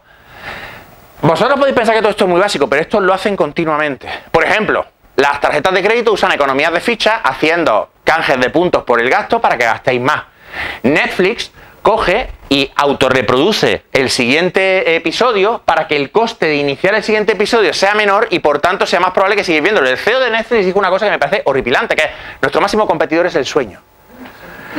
Nuestro máximo competidor es que la gente duerme. A ver si conseguimos que la gente no duerma. Pero claro, ¿cómo hacemos eso? Modificando las contingencias. Son las 1 de la mañana, he acabado un episodio, me apetece ver otro, pero hostia, tengo que darle al botón. Hostia, no tengo que darle al botón. Es más probable que lo haga. ¿Por qué usamos tanto los móviles? Porque los móviles están siempre con nosotros. No es que sean adictivos, es que el coste de conducta, de emitir la conducta, de mirar el móvil es bajísimo. Cuando la gente habla de nativos digitales, como mi hija, yo me descojono. No existen los nativos digitales. Lo que existen son ingenieros muy listos que han conseguido hacer interfaces tan sencillos que un bebé o un niño pequeño los puede manejar. Pero eso no es porque mi hija sean, o los niños sean nativos o tengan un instinto. Es porque es que el ingeniero ha hecho muy bien la tarea de que hasta un bebé pueda hacer eso. ¿Pero para qué se hace eso? Para que lo usemos más. Claro, ya está. ¿Por qué usamos más el móvil que ninguna otra cosa? Porque es más conveniente que ninguna otra cosa. Yo puedo mirar una guía de teléfonos, pero es más fácil buscar en internet. Yo puedo mirar un mapa en papel, pero es más fácil llevarlo en el móvil. Yo puedo ir a un bar y hablar con desconocidas para intentar tener relaciones sexuales significativas, o puedo hacer así, en Tinder. Y además, cuando hago así en Tinder, el rechazo duele mucho menos. Porque yo voy y me acerco a una señora en un bar y hablo con ella, y si me rechaza me va a doler. Pero ¿y si yo hago así? Y le doy me gusta a una tía y esta tía no me lo devuelve, pues me duele bastante menos. Fijaros, reforzamiento positivo, reforzamiento negativo, coste de emisión de respuesta. Claro, la extinción por eso también muchas veces funciona así. Por eso la gente extingue la conducta, por ejemplo, de estar en Tinder, pero luego al cabo de un tiempo se lo vuelve a instalar, cuando le pica. Hay un momento en el que yo estoy en Tinder, no consigo el reforzado, me doy de baja de Tinder, pero luego cuando me vuelven a picar los de estos, pues bueno, ya da igual. Pues vuelvo. O la gente que se quita de las redes sociales y vuelve al tiempo, se sacian, extinguen la respuesta, pero luego la respuesta, porque además esto quiero que lo entendáis. Y esto es una cosa que le digo mucho a la gente que pasa por mi consulta. Eso de desaprender es mentira. Tú aquí no vas a desaprender nada. Tú vas a aprender conductas alternativas y con suerte conseguiremos que esas conductas reemplacen las que tú tienes. Pero las respuestas que tú emitías están ahí están en tu repertorio y puedes volverlas a emitir. Nada se extingue definitivamente, ¿vale? La extinción que ya hemos explicado, porque vamos saltando. Y luego, por último, una última cosa que tenemos que tener presente y que tiene que ver con lo que preguntaba Francesc de la motivación. Son las variables disposicionales. Las disposicionales son variables que son del organismo o del entorno y que afectan a la probabilidad de emitir una conducta. Tontería. La altura. Pues la altura, en ciertas culturas, puede afectar a la probabilidad de que yo, por ejemplo, me meta en un avión o en un autobús. Si yo soy muy alto, hay conductas, comprar billetes con ciertas líneas que no haré. Si yo soy muy bajo, puede que eso afecte a mis probabilidades de acercarme a hablar con una chica, porque los chicos más bajos que las chicas a menudo experimentan más probabilidad de rechazo. ¿Veis por dónde voy? Pero más variables disposicionales. Por ejemplo, si yo no tengo un brazo, hay conductas que es menos probable que yo emita. En cambio, si tengo, por ejemplo, una cualidad física, por ejemplo, tengo una cualidad innata para jugar al ajedrez porque tengo una gran memoria espacial, es más probable que yo juegue al ajedrez. De hecho, las disposicionales explican muchas veces lo que llamamos vocación y motivación, Francesc. Por ejemplo, hace un tiempo vi un vídeo de un tío que es entrenador personal y es un señor que era jugador de rugby. Tiene el físico que cabe esperar de un jugador de rugby, ¿vale? Grande, mazacote, masivo. Y hablaba de entrenadores de estos que tienen 14 abdominales, están súper rajaditos y tal. Y dice, él no está así porque hace este deporte. Y yo no estoy así porque hago rugby. Yo hago rugby porque soy así. Porque como yo era grande, de pequeño, masivo, mazacote, a mí me cogieron para jugar al rugby. A mí no me habrían cogido para jugar a voleibol. A mí no me habrían cogido para hacer gimnasia rítmica. Y haciendo rugby me volví más yo mismo y por tanto mi organismo se desarrolló de una forma más óptima para jugar a rugby. Esa es la razón por la que, por ejemplo, hay chicas que cuando hacen gimnasia rítmica y empiezan a desarrollar, si tienen mucho pecho o son muy altas, las hacen dejarlo. Porque es un obstáculo, eso es una variable disposicional. Estar casado, idealmente, es una variable disposicional que disminuye la probabilidad de tener relaciones con otras personas. Luego la vida es complicada. Estar desempleado es una variable disposicional que aumenta la probabilidad de aceptar un trabajo. Si yo, en cambio, estoy trabajando, esa variable disposicional disminuye la probabilidad de aceptar cualquier trabajo. ¿Por qué? Porque ya no me vale cualquier cosa. Todas estas cosas de nuestro contexto que modifican nuestra conducta las llamamos disposicionales, ya sean nuestras, condiciones de nuestro organismo o condiciones del entorno. Sí. Cuando dices variables del organismo, A las características físicas del organismo. Por ejemplo, si tú estás... ¿tener habilidad para el ajedrez? ¿Tener habilidad para el ajedrez? ¿Una Tener. variable orgánica? Sí, porque estará relacionada, aunque yo no sé cómo, con... O sea, hay personas que son más rápidas haciendo cálculos que otras. Hay personas que tienen mejor memoria espacial que otras. Será un motivo neurológico. Suponemos que debe ser eso. No se ha encontrado, pero se supone. Que una persona sea más culta que otra. ¿Perdón? ¿Qué es qué? Ah, sí, perdón. Vale, es que eso es neuroevidente. Y decía, ¿qué polla me está diciendo? Vale, perdón. Sí. Pero entonces, que una persona sea inteligente no puede ser una variable orgánica neurológica. Pero que una persona sea culta es el resultado de una historia de aprendizaje. Pero fíjate, vale, es que ahí me has pillado, así que voy a rectificar mi definición original para reflejar mejor lo que estás diciendo. Cuando hablamos de una variable del organismo, hablamos tanto de una característica fisiológica como de un resultado de su historia de aprendizaje. Por ejemplo, eso que tú dices de una persona culta, el ser una persona culta porque en el pasado he realizado múltiples conductas de estudiar, afectará la probabilidad de que a lo mejor yo me atreva a leer a ciertos autores, o de que me interese por ciertas cosas. En cambio, si una variable de disposición es cualquier cosa que pertenece al organismo o al entorno. Que pertenece al organismo quiere decir que pertenece a sus características físicas o a su historia de aprendizaje, a la historia del organismo. Las variables disposicionales, por ejemplo, si tú has tenido muy mala experiencia en el amor, esto afecta a la probabilidad de que tú abordes una relación de forma más o menos confiada. No quiero apuntar que es un concepto extenso de la palabra organismo. Sí, porque es que el organismo es el cuerpo físico y su historia de aprendizaje. Es un concepto muy extenso, es un concepto global. Pero claro, es que no podemos entender a la persona sin su historia. Porque precisamente esa historia, además, muchas veces se va a traducir en cambios físicos. Por ejemplo, ciertos aprendizajes se traducirán en cambios neurológicos que facilitarán y dificultarán ciertos aprendizajes. Ahí está el ejemplo del hipocampo de los taxistas. Los taxistas tienen más desarrolladas las áreas de memoria espacial y creación de mapas. ¿Por qué? Aquí tienes una paciente, ¿vale? Ya quedaremos. Vale, pues nada, vale, chao. Lo que yo quiero es que entendáis cómo esto también puede afectar. Por eso cuando hablamos de que nuestro pasado es importante, pero no de una forma mística y vaga de es que yo tuve un complejo porque me destetaron muy pronto, no sé qué. No, sino porque yo a lo largo de mi vida acumulo ciertas experiencias que aumentan la probabilidad. Es lo que digo, si yo, por ejemplo, toda la vida me he acercado a chicas y se me ha dado bien, o toda la vida he practicado deportes y he tenido reforzadores, es más probable que yo intente emprender un nuevo deporte. Por ejemplo, si mañana llega Marc y me dice, tío Ramón, vamos a hacer escalada, y yo nunca he hecho escalada, pero he tenido buenas experiencias haciendo deporte, eso es parte de mi historia, y eso es una variable disposicional. Si en cambio toda la vida los deportes se me han dado fatal, pues probablemente yo anticipe, tenga una regla verbal, que actúe como variable disposicional, que diga, a mí los deportes se me dan mal. Mira, Marc, yo te espero al pie de la pared y con la cervecica, y ya cuando tú termines de subir y de bajar, ya yo te aguanto el vaso. Pero también puede ser del entorno. Por ejemplo, si vives en Suecia, el sol es un discriminativo muy importante para quitarte la ropa y tratar de pillar sol. Si vives en Granada, el sol es un discriminativo muy importante de meterte debajo de tierra y no salir. Para mí, por ejemplo, fue un cambio muy grande venir a Barcelona porque yo me reconcilié con el verano viviendo en Barcelona. Yo venía de vivir en Madrid y en Granada. Y para mí el verano era época de vivir como los vampiros en una cueva. En cambio, Barcelona fue un cambio porque las variables disposicionales del entorno no castigan tan severamente la conducta de salir a las 4 de la tarde. Porque a las 4 de la tarde sudas, que es un castigo, pero no es la incineración, que es Granada. Hay un nivel en un Super Mario en el que el sol tiene cara de cabrón y te odia y te tira cosas, eso es Granada, ¿vale?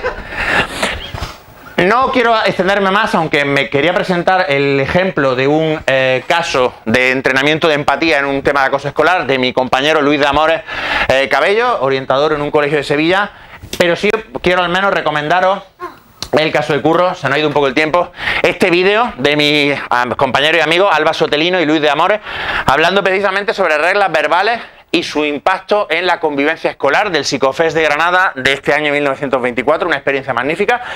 Está en YouTube, pues con el lenguaje podemos destruir mucho, pero si buscáis Alba Sotelino y Luis de Amores, seguramente lo encontraréis sin dificultad. Son 25 minutos, no son tan largos como yo.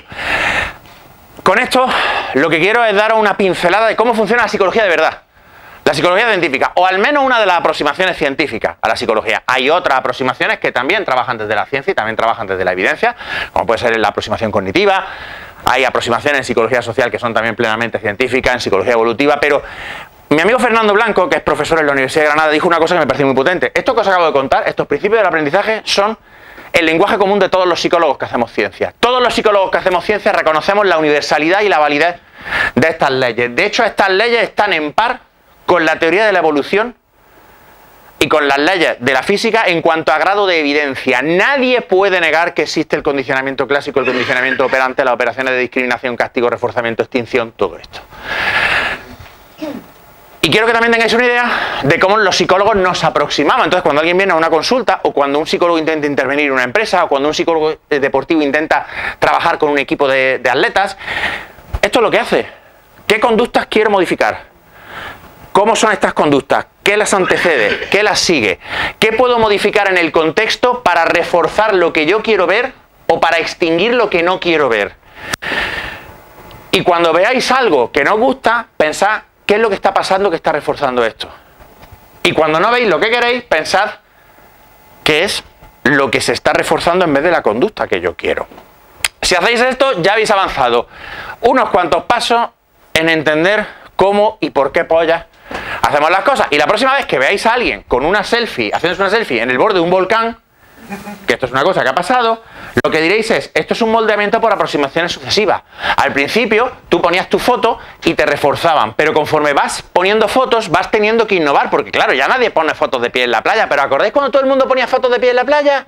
¿Y qué pasó? Habituación, se dejó de reforzar. Y una persona que es influencer, que vive de este contenido, está motivado por las contingencias de reforzamiento, a ir buscando fotografías más y más llamativas para mantener alto el engagement, la participación, el número de likes, el número de comentarios, etcétera.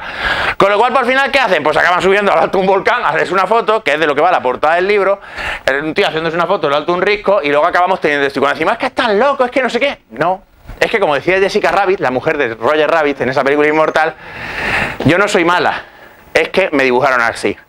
Y mi hija ya está castigando mi conducta de alargarme la charla sobradamente porque mi hija está extremadamente motivada para la conducta de cenar porque tiene hambre. Así que no sé si os queda alguna pregunta que queráis hacer muy rápidamente.